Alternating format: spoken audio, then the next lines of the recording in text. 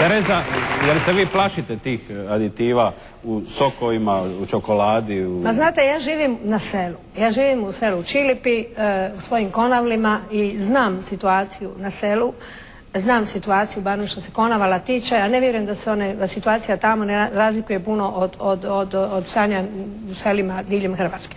Naime, što je? Seljak jednostavno nema više interesa za proizvodnju ni mlijeka, ni sira, ni svega onog što zapravo je zdrava, ekološki zdrava hrana. Pa tako nema više u selu, više dijete malo ne zna kako krava izgleda, niti znači. Sve to govori da kad meni kaže kumica na placu, recimo u Zagrebu, kaže, znate, to vam nije špricano, to da ne.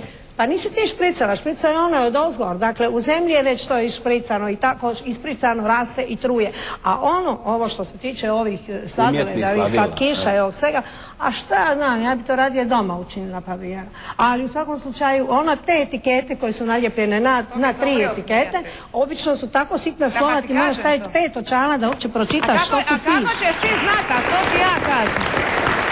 A kako je to piše a osim toga je reklama takva, mislim, marketing je tako snažan i tako je jaka ta reklama, da ti jednostavno naš potrebe ne vjerovat, pa oni valjda znaju što rade. Slušaj, u Americi je proglašeno već stanje epidemije, jer ovi ljudi ne mogu izaći, mogu dizalicama jedino i kroz vrata izaći. Sad to trebamo i mi sad tako prihvatiti. A kažu, mislim da naš seljak ili ne znam što, kad mi postanemo članovi Evropske unije, da ćemo morati po određenim pravilama isto, nećemo moći saditi šta mi god hoćemo.